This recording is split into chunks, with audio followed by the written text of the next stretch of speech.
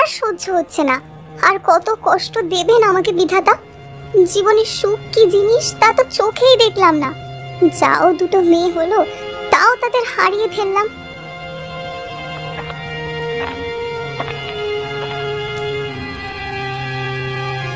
কি রে ছোট, কাজে ফাঁকি দিয়ে মরা কান্না করলে চলবে নাকি?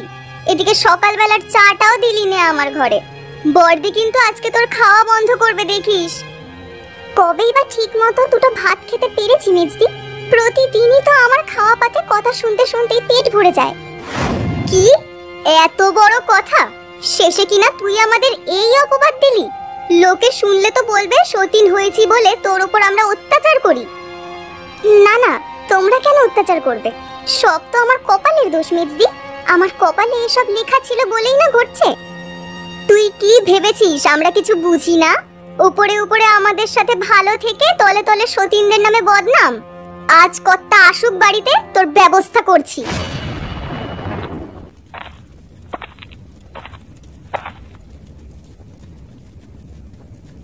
কি ব্যাপার মেজো? তোকে পাঠালাম জল খাবারের খোঁজে, আর তুই কিনা এখানে এসে চেঁচামেচি করছিস? বলি সকাল সকাল রান্নাঘরে এত হট্টগোল কিসের শুনি? চেঁচামেচি কি আর সাধে করি দিদি? ছোট বলে কিনা আমরা নাকি ওকে ঠিক মতো পেট পুরে খেতে দেই না। কি এত বড় কথা? কি রে ছোট, মেজো যা বলছে তা কি ঠিক বলছে? এখন আমি যাই বলি না কেন, তোমরা কি আর আমার কথা বিশ্বাস করবে? সেই তো শেষমেশ আমাকেই দোষী সাব্যস্ত করবে। তোর তো সাহস কম নয় ছোট, আমার সামনে দাঁড়িয়ে আমার মুখে মুখে তর্ক করিস। দাঁড়া, আজকে তোকে আমি উচিত শিক্ষা দেব। এই মেজো, খাবার যা আছে সব নিয়ে চল। আজকে ও সারা দিন না খেয়েই থাকবে। একদম ঠিক বলেছো দিদি। একবেলা না খেয়ে থাকলে আর এমন কাব্য মারা কথা বের হবে না মুখ দিয়ে। এসব মরা কান্না বাদ দিয়ে দুপুরে রান্না শুরু কর ছোট। বর্দি চলো আমরা খেয়ে নেই গিয়ে। তাই চল, খাবারগুলো নিয়ে আয় তাড়াতাড়ি।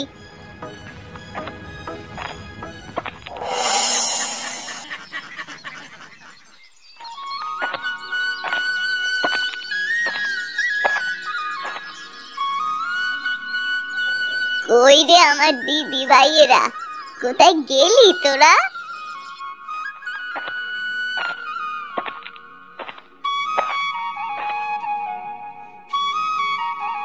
কি হয়েছে ঠাকুমা, ডাকছো কেন আমাদের? বাড়ি এসে তোদের দেখতে পেলাম না, তাই ভাবলাম কোথাও গেছিস কিনা, সেই জন্যই তো ডাক দিচ্ছিলাম রে। শাক কোথায় পেলে গো ঠাকুমা? আর বলিস নে দিদি ভাই, একটু কমলার কাছে গিয়েছিলাম, ফেরার পথে দেখি গোপাল পাট শাক নিয়ে যাচ্ছে, তাই আমি কটা শাক চেয়ে আনলাম। বাবা, গোপাল কাকা তোমাকে শাক দিয়ে দিল এত সহজে? কাকা যে হাড় কিপটে, এত সহজে তো কাউকে কিছু দেওয়ার পাত্র নয় সে। ওরে বোকা মেয়ে, আমার নাম তো গয়া রানী, এত সহজে হার মানার পাত্রী আমিও যে নই। শাক না দিয়ে কোথায় যাবে শুনি? যাক, ভালোই হয়েছে। এমনিতেও তো ঘরে তেমন কিছুই নেই আজ রান্না করার মতো। দুটো আলু সেদ্ধ আর পাট শাক দিয়ে আজকের দিনটা পার হয়ে যাবে ঠাকুমা। তোদের জন্য বড্ড মায়া হয় রে দিদি ভাই। আমি তো তোদেরকে ঠিক মতো খেতে দিতে পারিনি। না জানি কার বুকের ধন আমার বাড়িতে অবহেলা এভাবে পড়ে আছিস। আমাদেরকে নিয়ে তোমার কোনো চিন্তা করতে হবে না ঠাকুমা, আমরা এখানে দিব্যি ভালো আছি। তুমি না থাকলে হয়তো বানের জলে ভেসে কুমিরের পেটে চলে যেতাম। বিধাতা মানুষকে সুখ দুঃখ দিয়ে পরীক্ষা করেন দিদি ভাই। তোদের এখন দুঃখ দিয়ে পরীক্ষা করছেন, একদিন দেখবি ঠিক তোদের সুখ ফিরে এসেছে।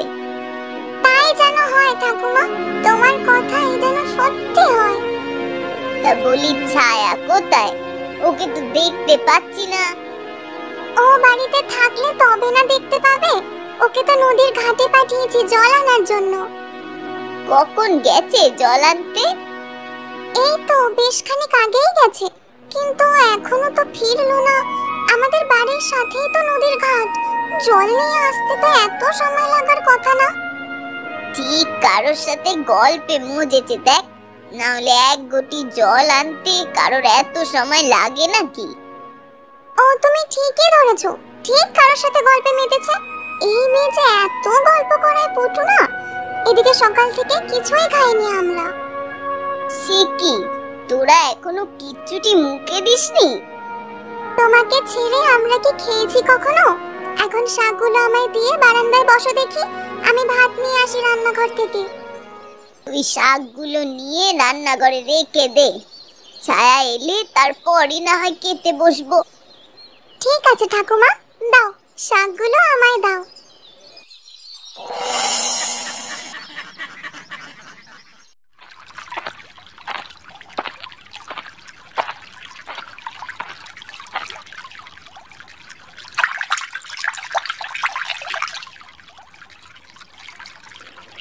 ঠাকুমা যে সকাল সকাল উঠে কোথায় গেল কে জানে।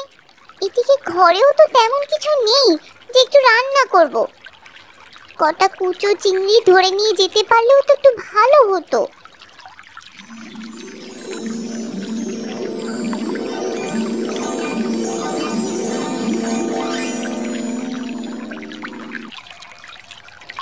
কি রে ছায়া, কলস ডুবিয়ে ডুবিয়ে এত কি বিড়বিড় করছিস? কি এক মনে?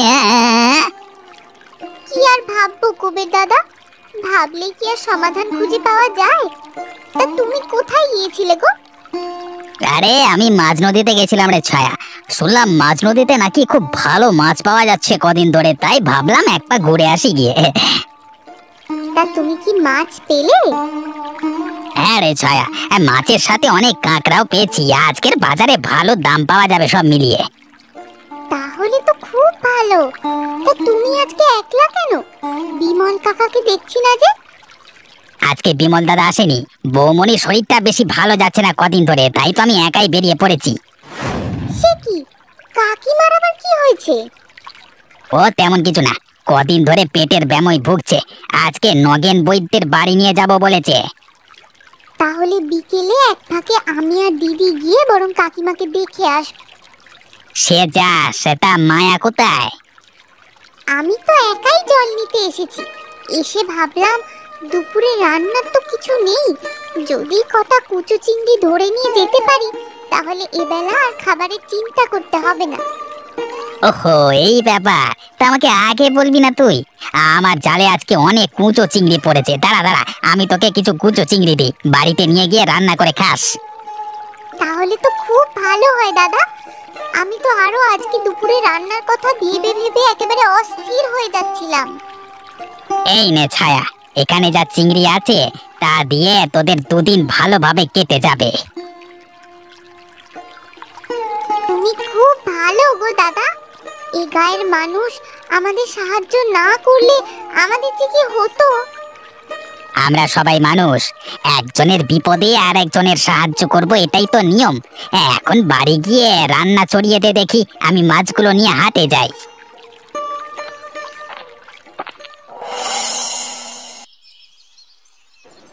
কি রে দিদি ভাই, তোর হলো? আমার যে খিদে, পেটটা একেবারে চো চো করছে।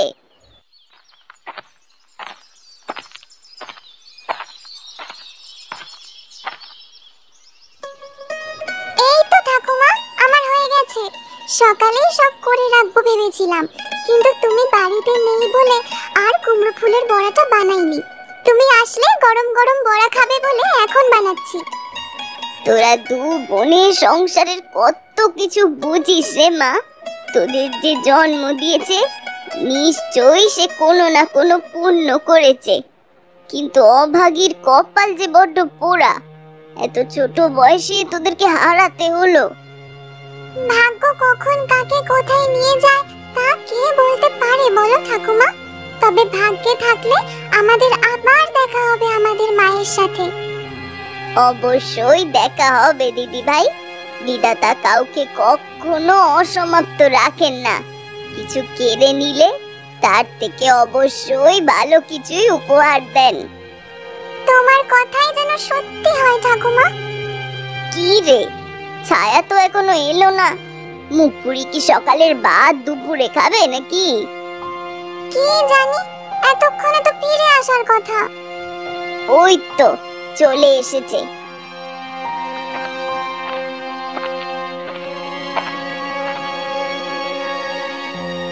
তা কি রে ছায়া, জল আনতে বুঝি এত সময় লাগে? সকালের ভাত কি একেবারে দুপুরে খেয়ে অন্ন বাঁচিয়ে রাখবি নাকি? না গো ঠাকুমা, আসলে জল নিয়ে আসার সময় কুবের দাদার সাথে দেখা হলো, তাই দুটো কথা বলছিলাম। এদিকে আমরা তোর জন্য অপেক্ষা করে বসে আছি, আর তুই কিনা গল্পে মজেছিলি। গল্প করেছি বলেই না দুপুরের খাবার জোগাড় করতে পারলাম। তুই কি বলছিস আমি তো কিছুই বুঝতে পারছি না। আর তোর হাতে আঁচলে মোড়ানো ওগুলো কি রে? কুবের দাদা মাছ নদীতে মাছ ধরতে গিয়েছিল, আজকে সে অনেক মাছ পেয়েছে। আমাদের ঘরে আজ তরকারি নেই, সেটা শুনে আমাকে কিছু কুচো চিংড়ি দিল, সেগুলোকে আঁচলে মুড়িয়ে নিয়ে তারপর এসেছি। কুবের ছেলেটা বড্ড ভালো রে। তোদের তো কুবের আর বিমল বানের জলে ভেসে আসতে দেখে পাড়ে উঠিয়েছিল। আর সেই তখন থেকেই আমরা তোমার কাছে, তাই না ঠাকুমা? হ্যাঁ রে দিদি ভাই। এই অনেক গল্প শুনেছি, এবার আমায় খেতে দে না দিদি, আমার খুব খিদে পেয়েছে। হ্যাঁ আমার হয়ে গেছে, তুই ঠাকুমার পাশে বস, আমি এক্ষুনি তোদের খেতে দিচ্ছি। এই নে, এই কুচো চিংড়িগুলো একটা বাটিতে তুই রেখে দে, দুপুরে বরং রান্না করা যাবে। এখন যা, ঠাকুমার পাশে গিয়ে বস, আমি খাবার নিয়ে আসছি। ঠিক আছে।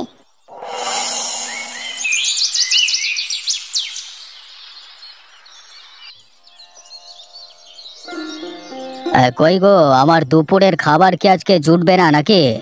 ঘরে এত লোক থাকতে আমার খাবার এখনো এলো না কেন?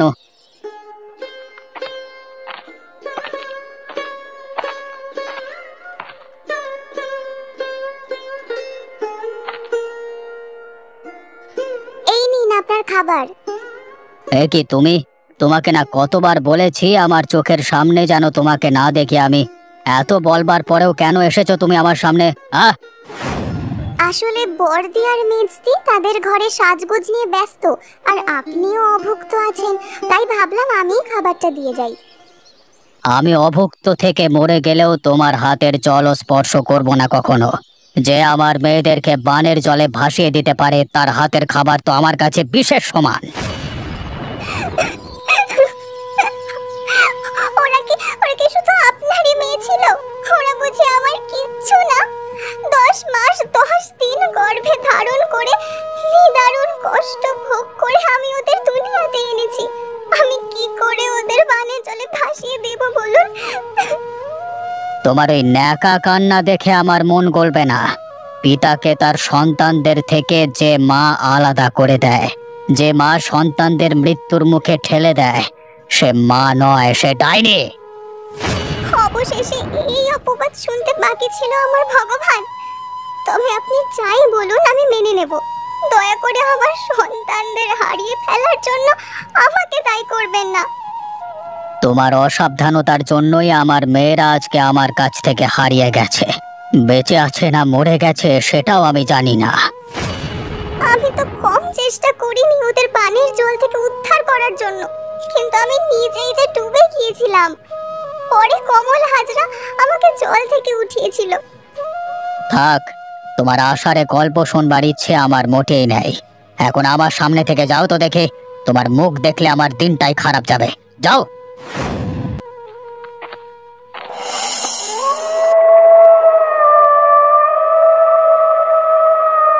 ঠাকুমা, ও ঠাকুমা, আমাদের আজকে একটা গল্প শোনাও না। তোমার কাছে কতদিন গল্প শুনি না। এখন আর গল্প গুজব করতে ভালো লাগে না রে দিদি ভাই। এখন বাস্তবে যেসব কাজ ঘটছে তা যে গল্পের থেকেও বিভীষিকাময়। কেন ঠাকুমা, কি হয়েছে? চারিদিকে দেখছিস না কত খারাপ ঘটনা ঘটছে। সম্পত্তির জন্য মানুষে মানুষে হানাহানি তো লেগেই রয়েছে। নিজের আপনজনদের ক্ষতি করতেও মানুষ এখন দ্বিধা বোধ করে না। সেটা তুমি ঠিকই বলেছো ঠাকুমা। এখন আর মানুষের মাঝে ভালো দিকগুলো তো দেখাই যায় না। মানুষ এখন নিজের স্বার্থের জন্য কত খারাপ কাজ করে। কি জানি হয়তো আমরাও কারোর রোষের শিকার হয়ে ওই বানের জলে ভেসে এসেছি। না হলে দুটো বাচ্চা কিভাবে বানের জলে ভেসে আসে বলো তো? হয়তো তাই হবে, আবার অন্য কোনো দুর্ঘটনাও হতে পারে। সে যাই হোক, তবে কিছু একটা তো আছে। যদি কখনো সুযোগ আসে তবে সত্যের উদ্ঘাটন অবশ্যই হবে। সে তো অবশ্যই হবে। এখন চলো আমরা বরং গিয়ে খেয়ে নিই, আমার বড্ড খিদে পেয়েছে। আর তাছাড়া রাত তো অনেক হলো, ঘুমাতে যেতে হবে। সকালে আবার বিমল কাকার বাড়িও তো যেতে হবে। কেন? বিমলের বাড়ি কেন যাবি? তোমাদের তো বলতেই মনে নেই, কাকিমা বড্ড অসুস্থ, তার পেটের ব্যামো হয়েছে। তাই ভাবলাম একবার গিয়ে বরং দেখে আসি। বেশ তো, আমরাও তাহলে সকালে তোর সাথেই যাব। কাকিমার শরীর খারাপ, আর আমরা দেখতে না গেলে হয় নাকি? বিমলের বউটা বিপদে আপদে আমাদের কত সাহায্য করেছে, যেতে তো হবেই। এখন চল, রাতের খাবার খেয়ে বরং তাড়াতাড়ি শুয়ে পড়ি। তোমরা বসো এখানে, আমি তোমাদের খাবার আনছি। তা কি রান্না করেছিস তোরা দিদি ভাই? কুচো চিংড়ি আর ডাল বেটে বড়া বানিয়েছি, আর ওই দুপুরের পাট শাক আছে। ওতেই আমাদের ভালো মতন হবে। চল খেতে বস। হ্যাঁ হ্যাঁ, আবার সকালে তো উঠতে হবে।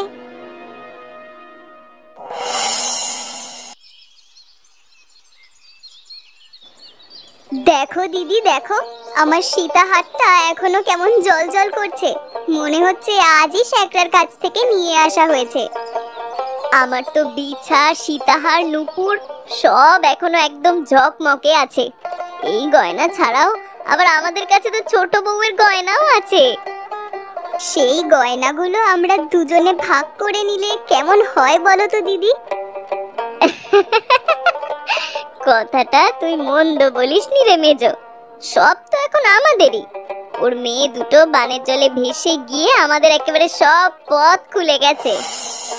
কর্তা অসুস্থ হলে বা মারা গেলেও তো এই জমি জমা, এই সকল সম্পত্তি আমাদের হবে। তখন আমাদের হুকুমে পুরো গ্রাম চলবে দিদি। এ তুই কি কথা বলছিস মেজো? হাজার হলেও সে তো আমাদের স্বামী।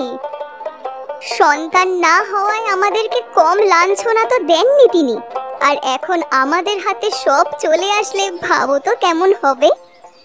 তা কিন্তু তুই মন্দ বলিসনি।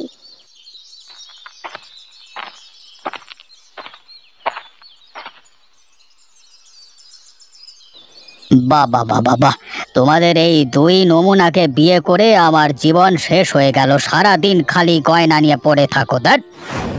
তো ছোট বউ কি এমন রাজকাজ করে দেয় শুনি, যা আমরা করে দিতে পারি না? কাজের বেলায় অষ্টরম্ভা আর কথার বেলায় মুখ দিয়ে খই পটে।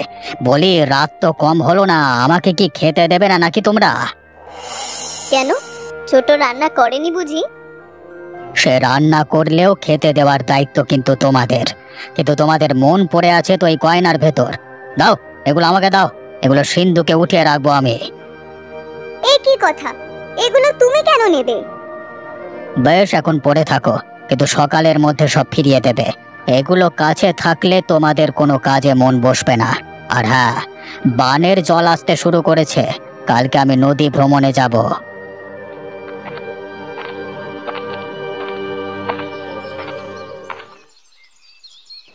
কাজ নিয়ে যত কথা আমাদের কি শোনায়। কি না করেছি এই সংসারের জন্য শুনি, বিনিময় সারাটা জীবন শুধু কথাই শুনে গেলাম। কাল তো কর্তা বানের জল দেখতে যাবে, সেখানে গিয়ে যদি সে ভেসে যায় তবে আমাদের আর এত লাঞ্ছনা সহ্য করতে হবে না। বেশ হবে, যা এখন সব গুছিয়ে নিয়ে ঘরে যা দেখি।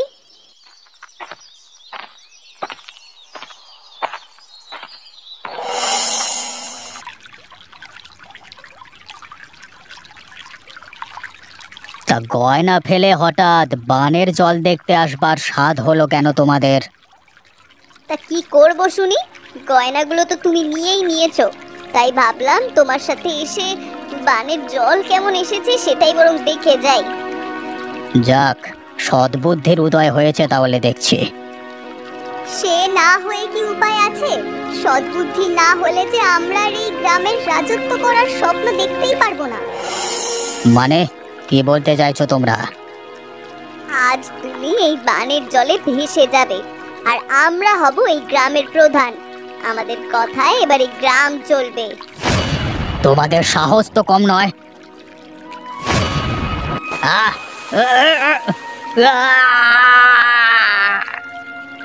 এখন চল মেজো, তাড়াতাড়ি গিয়ে দুজনে মিলে গ্রামে খবরটা ছড়িয়ে দিয়ে আসি। হ্যাঁ হ্যাঁ, তাই চলো দিদি।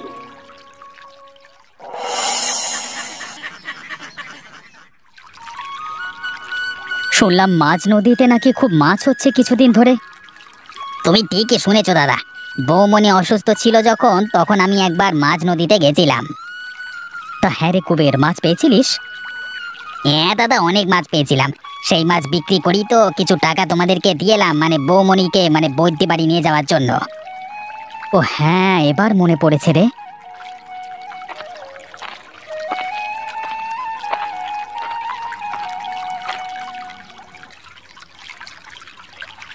কিরে ছায়া, কেমন আছিস মা? আমি ভালো আছি কাকা, তা তোমরা কেমন আছো? আমরাও ভালো আছি রে ছায়া। তা আজকে মাছ ধরে যাবার পথে তোকে মাছ দিয়ে যাবো ক্ষণ। ঠিক আছে কুবের দাদা, তোমরা নৌকা নিয়ে ফিরে আসলে আমি এক পা ঘুরে যাব নদীর পাড় থেকে।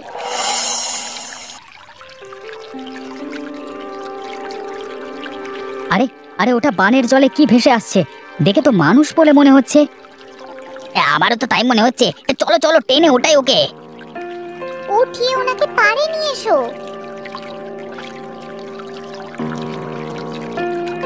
হ্যাঁ, লোকটা জীবিত আছে এখনো, কিন্তু এ গায়ে বা আশেপাশে তো এই লোকটাকে কখনো দেখিনি। আমিও তো ঠিক চিনতে পারলাম না ওনাকে। এখন লোকটাকে নিয়ে কি করি বলো তো আমরা? লোকটাকে এক্ষুনি বাড়ি নিয়ে যেতে হবে। এভাবে এখানে পড়ে থাকলে আরো অসুস্থ হয়ে যাবে তো। বেশ কুবের, তুই ছায়ার সাথে লোকটাকে গয়া পিসির বাড়িতে নিয়ে যা। আজকে না হয় আমি একাই মাছ ধরে আসি। ঠিক আছে দাদা, ঠিক আছে।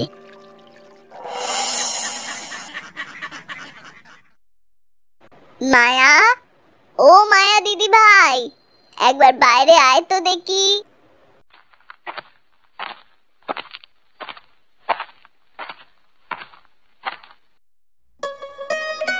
কি হয়েছে ঠাকুমা, আমায় ডাকছো কেন? কাল বিকেলে পানগুলো এনেছিলাম, এখন না ধুয়েই আমি পান সাজাতে বসে পড়েছি। আমাকে এক ঘটি জল এনে দিবি দিদি ভাই?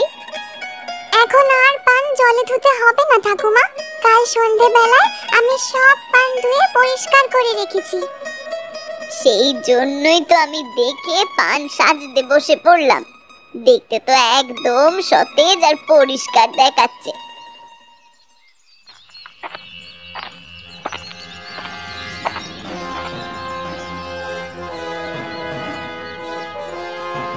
কি কে এলো? পানির জলে ভেসে এসেছে, তাই আমরা বাড়িতে নিয়ে এলাম। আমি এখন গেলাম, আমার একটু কাজ আছে। হ্যাঁ, চোখ মুখে জলের ছিটা দে ছায়া।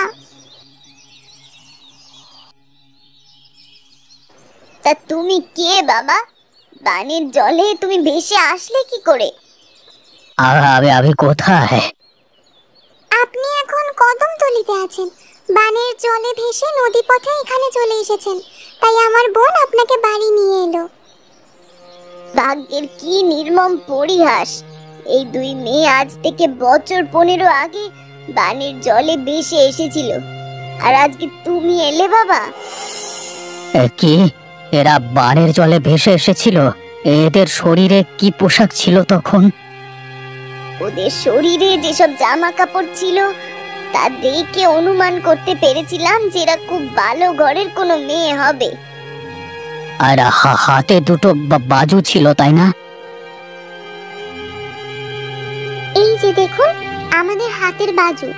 কিন্তু আপনি কি করে জানলেন? কারণ তোরা যে আমারই মেয়ে। আমি হলাম গিয়ে কুসুমপুরের মোড়ল। আমার হারিয়ে যাওয়া দুই মেয়ে তোরা, বানে ভাষা দুই বোন এখানে চলে এসেছিস। সত্যি? তুমি তাহলে আমাদের বাবা? কিন্তু সব বলবো। এখন আমার সাথে বাড়ি চল তোরা। আমাদের সাথে কিন্তু ঠাকুমাও যাবে, তাকে ফেলে আমরা কোথাও যাব না। অবশ্যই যাবে। আপনার এই ঋণ আমি কখনো শোধ করতে পারবো না। আপনার জন্য আমি যা করতে পারবো সেটাই করব। এখন থেকে আপনি আমাদের সাথেই থাকবেন। ঠিক আছে বাবা, চলো তবে বাড়ির দিকে যাওয়া যাক।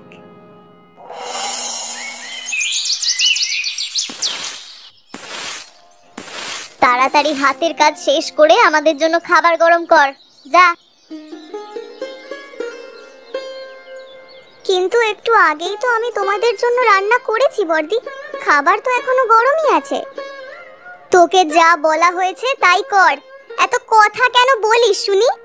দাসীবাদী হয়েছিস, দাসীর মতোই থাকবি।